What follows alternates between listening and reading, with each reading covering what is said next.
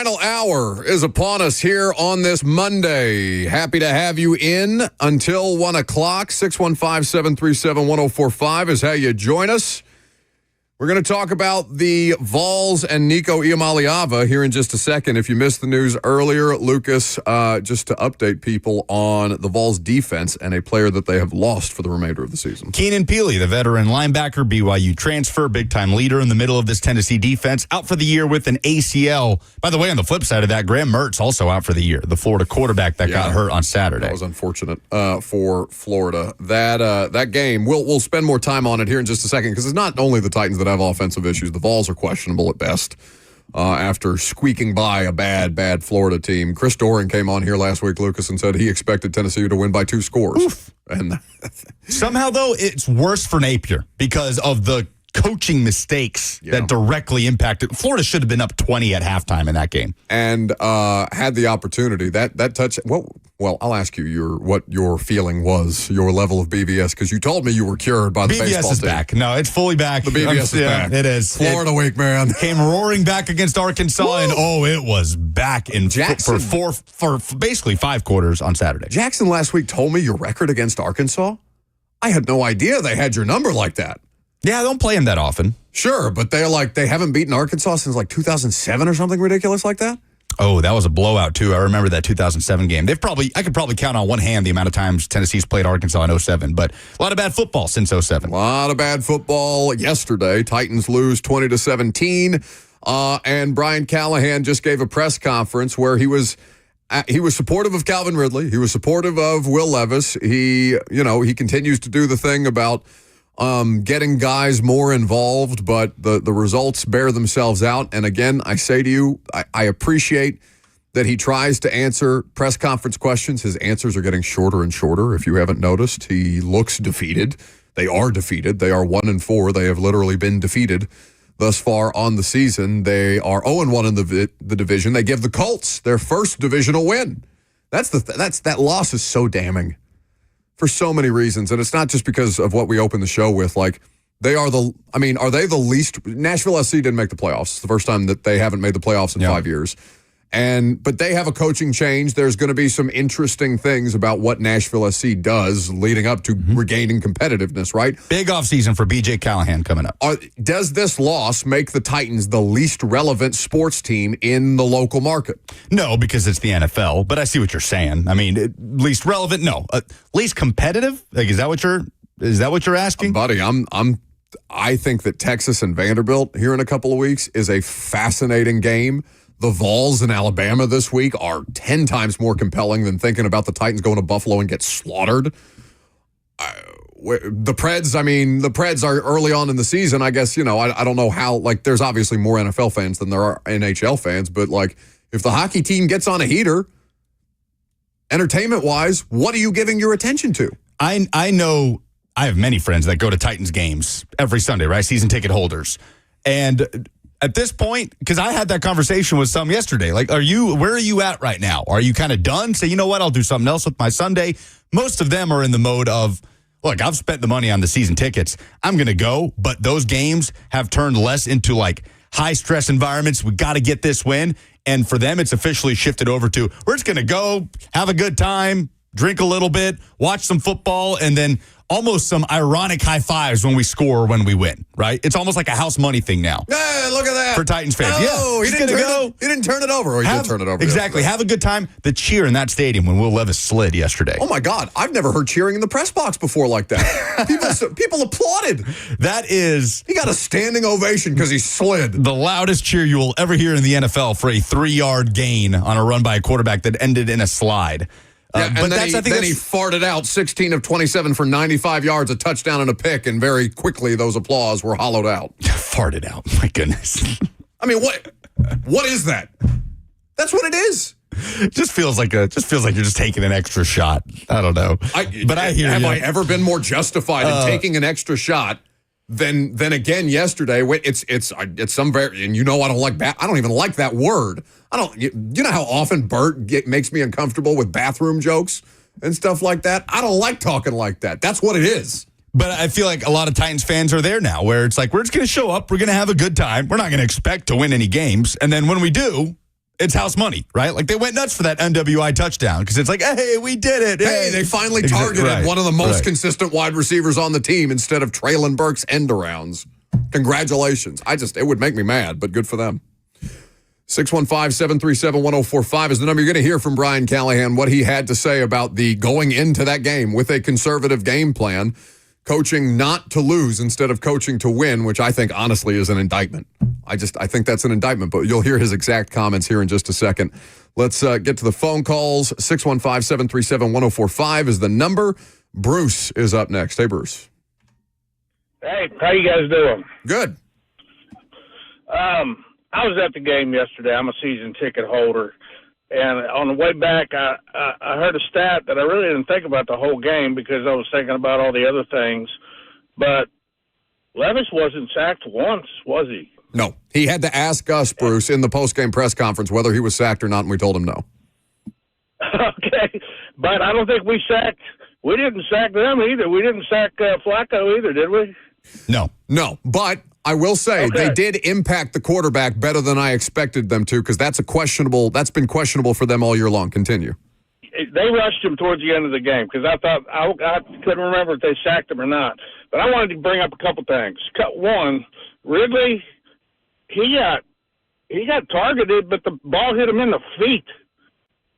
I believe that was twice. And then, even though they played not to lose, we still threw an interception.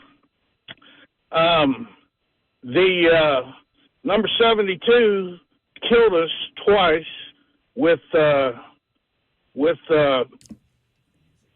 penalties. Leroy Watson getting called. I'm sorry, I'm having a brain freeze here.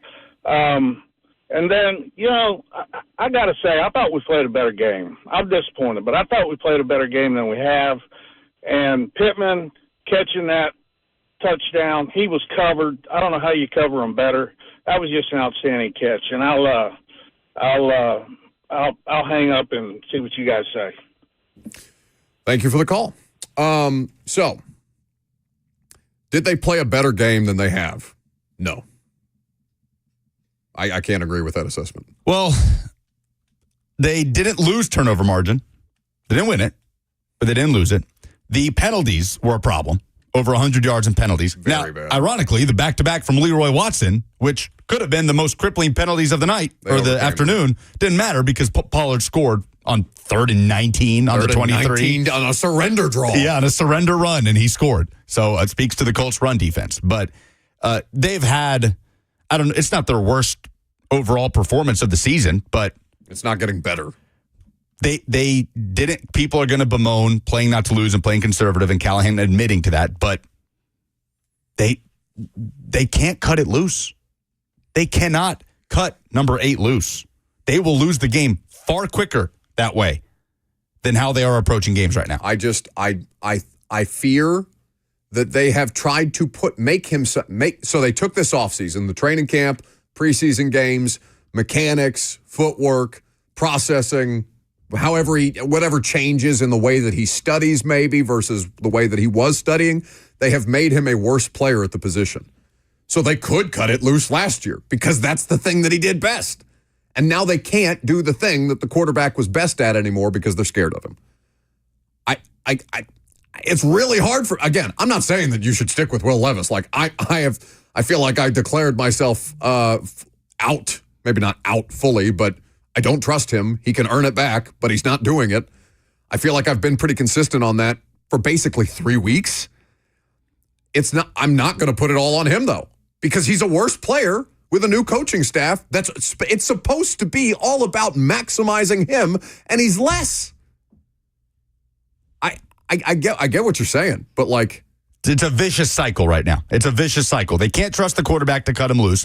They have to find out about this quarterback and see what he can do this season, and it all just keeps coming back around. But they can't trust him to do that because it'll lose them games, but they got to find out about him, so you got to throw the football, but it'll lose you games. Just keep going round and round.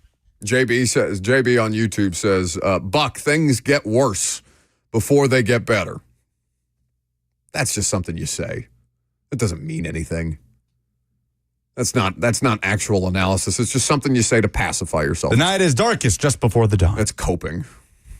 Anyway, 615-737-1045. More of your phone calls. We'll also talk Tennessee and Vandy. I'm Buck Rising. It's 104.5 The Zone. Welcome back to the show. We are fueled by Hattie B's Hot Chicken. If you are sad about the Titans, you can always be made happy because Hattie B's is in the stadium. You can get your hot chicken there during the Titans games. If you're there for TSU games, if you're there for, do they keep those kind of concessions open for concerts? I don't know that off the top of my head. I couldn't tell you the last time I went to a concert at Nissan Stadium. Ooh. I don't know if I've ever been to a concert at Nissan Stadium. No, that can't be true. No, I don't think so. Really? I don't think so. You're the music guy. If I'm at the Ryman, man, if I'm at Basement East. I know. They're way, well, like, honestly, I went to that Creed show that we went to. Ascend Amphitheater. Was way better than like a Bridgestone show. Sure. I think the last time I went to a Nissan concert was probably a CMA Fest a couple of years ago. That's what I'm saying. Been to plenty of Bridgestone shows. Anyway, Hattie B's Hot Chicken, best hot chicken out there. Check out any of their Middle Tennessee locations. Nash BG says not for TSU. Oh, that's unfortunate. I did not know that. But either way, Titans games, you can get your hot chicken there. 321 is the section. So, Brian Callahan, you guys were critical of his conservative game plan. Was that something that just played itself out throughout the course of the game, or was that something that was pre-orchestrated? This was the Titans head coach when asked earlier, not 20 minutes ago.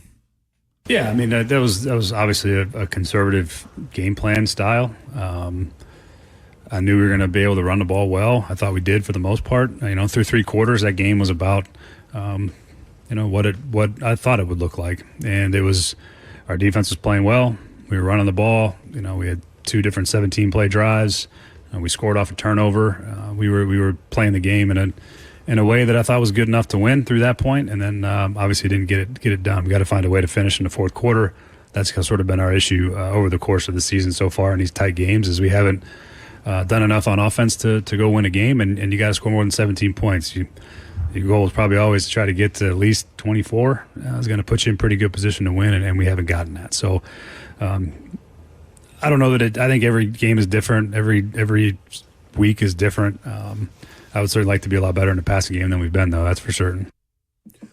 Okay.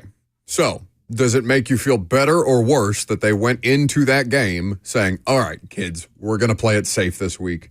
Everybody hold on tight. Because for me, to see it play out in real time is one thing. To hear that that's what you're going into a game with is entirely another. Like, that's the way that you wanted it to look. And I understand that there are degrees. Everything has, just like every interception deserves context, or every incompletion deserves context, every target for Calvin Ridley that he doesn't catch deserves context. Individual plays, as a whole, and this doesn't just apply to football, but to life. Do you come in here for 3 hours a day scared to say something in front of a microphone? Maybe you're scared of what I might back you into a corner with the highlights in your AirPods bit, the soccer highlights in your AirPods bit. You may not know what I'm going to throw at you on any given day, but do you ever come in here scared to be in front of a microphone? I would say I'm in the wrong business if I do. So no, for better or for worse. Right, sure. but you can't enjoy, you can't be comfortable, you can't be good, or whatever the best version of yourself is if you are already approaching your job with a level of conservatism. No. I got to reel myself in. I can't give everything that I've got to give, or I can't do everything that I want to do. I've got to play it safe here. Now, I'm not saying that it does not behoove you sometimes in whatever line of business. Of course, there's an element of that. Sometimes you do have to hold yourself back. You can't just say everything that comes to your mind into an open microphone. I should probably work more on that. We'll get to that point at some point in my career. There is some conservatism that comes with speaking into a microphone, like there is right now with Brian Callahan. But because you're terrible and you can't get anything done. The point is, if you approach things from the jump, saying no, I got to reel it in. I got to keep. I can't do everything that I want to be able to do here, no matter what line of work you're in. And that's a hard thing for football coaches, right? Because football coaches, no matter how relaxed or loose or uptight they are, they all do everything. They sleep in the facility because they want to have as much information, as much game planning, as much preparation as humanly possible, even though football's a random-ass sport and the ball is shaped weird and it can go haywire on you in any given moment. You're trying to control as much as humanly possible. Control the things that you can control is a line that you've heard since the dawn of time from football coaches. But if you do your job scared from the jump, I just don't think you can operate that way. I hate that answer. I hate that answer if I'm a Titans fan. And I understand what you're saying about, well, you can't trust the quarterback. That's the thing. That's the ultimate. It boils down to a question. Who do you blame more for the Titans going conservative with their play calling? Brian Callahan or the quarterback, who seems to be the reason why they feel like they have to play conservative to even stay in the game? Like and I think maybe we put it to a poll tomorrow or something for the show, because that's what I think it boils down to. Who do you assign more responsibility on for why they are having to go into games conservatively, or why they feel like they are having to be conservative? Because it's very clear that Brian Callahan is not even remotely comfortable with just letting Will Levis cut it loose, with calling a game like maybe they would in Cincinnati with Joe Burrow. Yeah, turns out you don't have Joe Burrow. And you have to figure it out. And the NFL's not that easy. And you can still have Joe Burrow and start. What were they in his rookie year? Before the injury. A 4-win season. They were terrible. This was not that Bengals team, though. No, but he showed flashes, right? I mean, right against the Titans. Oh, my God. Jaden Daniels is showing more flashes than Will Levis. Right, and that's the thing. You see improvement. Now, context is important. Caleb Williams is a much better quarterback now than he was in week 1 when the Titans saw him. Caleb Williams also, number 1 overall pick, one of the better quarterback prospects coming out of the last decade, right? Will Levis, not the case. He plummeted in the draft. Teams were afraid of what we're seeing now.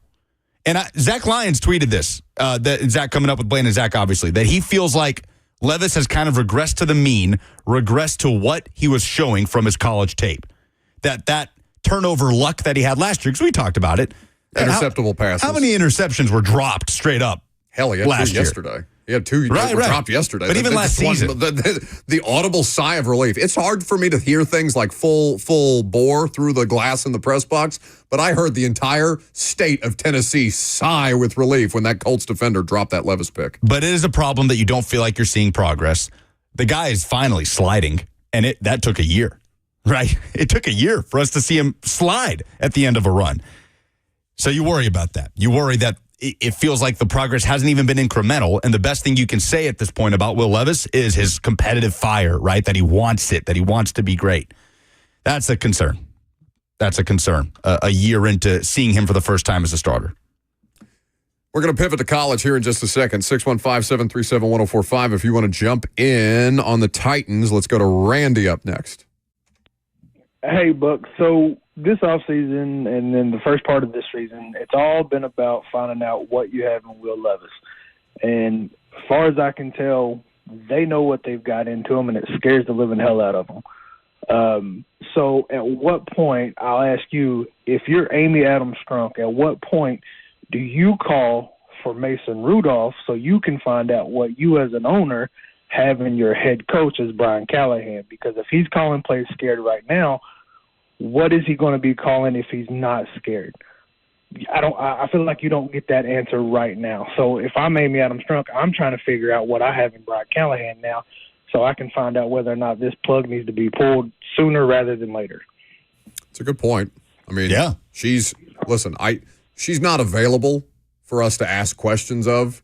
And I would be lying to you if I said I had any relationship with her other than, a high and by and maybe in the bowels of a stadium when we're crossing paths going from a locker room or something like that. Like, I don't know Amy Adams Strunk that way, and it's impossible for anybody to tell what's in anybody else's head anyway. But what we can tell you is that she doesn't like getting embarrassed, and her team is a national laughingstock. You got Stephen A. Smith talking about the Titans today. You know why? Because he's blaming Brian Callahan and Will Levis for not being able to get Calvin Ridley the ball and for bothering Calvin Ridley so much with his targets early on in the game. Her team is a national laughingstock. Her quarterback continues to be the joke, the butt of every internet joke out there. If they're 1-6 after Buffalo and Detroit, get him out of there.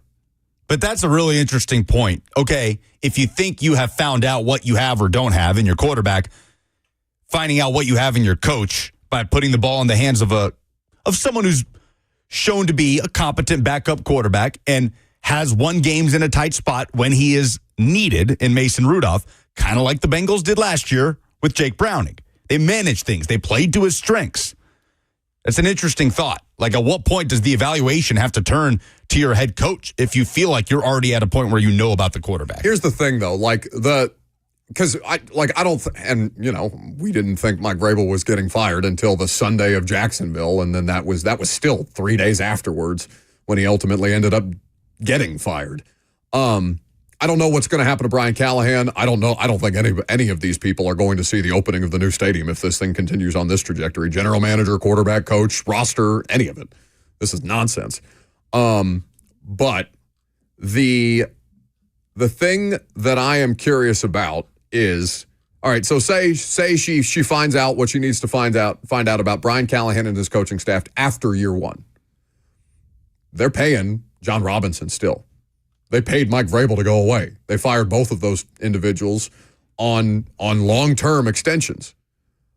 How much more money is she going to be willing to fork over when she's already on the hook for how much for the stadium? It's $700 million that she's putting in specifically, and the organization is responsible for any kind of financial overruns, which, to my understanding, have already started, as should be expected. So, this is not the most cash flush organization in football. If she does make a determination on Brian Callahan that that's not the direction that she wants to continue to go in, is she going to be willing to pull the trigger when she's already paid multiple coaches or a coach and a general manager significant money to get the hell out? I don't know. That's a tough decision. You would think that Callahan would get an opportunity with a quarterback that he has more of a hand in bringing in. You would think, because that's been what we've said, right? We've said, hey, if Levis ain't the guy, Callahan's going to get his chance. But that's why that determination needs to be made this season. The developmental path for Levis might be longer than this season. Titans don't have longer than this season. Let's go to Dilroy up next. Can you guys hear me? I can. Yeah. Thank you for taking my call, man. Sure, I what you just got? wanted to say this. I feel like I'm getting tired of hearing Will Levis just go to practice every week, the same person. When are we going to get a different person? And another thing, they put a cap on him. Just like you said, I was listening earlier, man, you are really going off, and you are completely right. They have to put a cap on him, and they have to play a certain way to even have a chance. But Tony Pollard, I always say this, he was out there cutting grass, man. He was out there cutting grass. He had a big day. Thank you. Thanks for the call. When are you going to get a different person at the quarterback? I don't know when you draft one. It's he's just not going to show up a different person. There's no. Dilroy just wants another human back there. It's just a whole other human. Yeah. I mean, that's a tough one. I don't know what to do for you there.